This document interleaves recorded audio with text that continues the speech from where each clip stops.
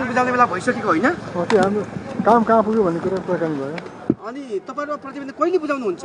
अब 1 महिना म्याद थपिएको छ, त्यो म्यादभित्र बुझाउँछौँ हामी। 9 जना प्रतिनिधि सभा उम्मेदवारमाथि कारबाहीको सिफारिस सम्भावना बढेको छ। भदौ 23 र 24 गते भएको आगजनी तोडफोड र लुटपाटका घटनाको छानबिन गर्न गठित गौरीबहादुर कार्की आयोगले प्रतिवेदन लेखन अन्तिम चरणमा पुगेको जनाएको छ। आयोगले अन्तिम पटक थपिएको म्यादभित्र सरकारलाई प्रतिवेदन बुझाउने तयारी गरिरहेको भए पनि फागुन 21 गते हुने प्रतिनिधि सभा निर्वाचन अघि प्रतिवेदन सार्वजनिक नहुने लगभग निश्चित भइसकेको स्रोतले जनाएको छ। सरकारले चुनाव अघि प्रतिवेदन सार्वजनिक हुँदा सुरक्षा चुनौती बढ्न सक्ने र केही प्रतिनिधि सभा उम्मेदवार नै कारबाहीको सिफारिसमा पर्न सक्ने सम्भावनालाई ध्यानमा राख्दै आयोगले म्याद थपेको बताएको छ। प्रत्यक्ष रूपमा कसैलाई दोषी किटान विषयमा स्पष्ट निष्कर्ष नपुगे पनि फिल्डमा खटिएका सुरक्षाकर्मी, चेक अफ कमान्ड र राजनीतिक नेतृत्व भूमिकाबारे विश्लेषण गर्दै भविष्यमा यस्ता घटना फेरि दोहोरिन नदिन सुझाव समेत प्रतिवेदनमा सार्वजनिक गर्ने बताएको छ। 2024 मा भएको आगजनी तोडफोड र लुटपाटका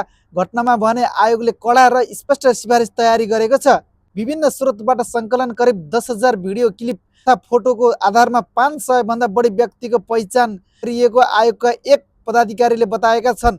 ती भिडियो फुटेजहरू सुरक्षा निकाय, राजनीतिक दल, सर्वसाधारण, निजी उद्योग व्यवसाय र घरहरूका सीसीटीभीबाट सङ्कलन गरिएको बताएको छ। आयोगले पहिचान भएका व्यक्तिमाथि विभिन्न प्रकारका कारबाही सिफारिस गर्ने तयारी गरेको छ। सिफारिसमा पर्ने व्यक्तिहरूमध्ये करिब 9 जना प्रतिनिधि सभा उम्मेदवार रहेका छन्, जसमा अधिकांश राष्ट्रिय स्वतन्त्र पार्टीका उम्मेदवार रहेको दाबी समेत गरिएको छ। एमाले अध्यक्षले बोलाउने क्रममा छौँ हामी। कहिले बोलाउनुहुन्छ? उहाँले आउनु भएन भने के हुन्छ? त्यो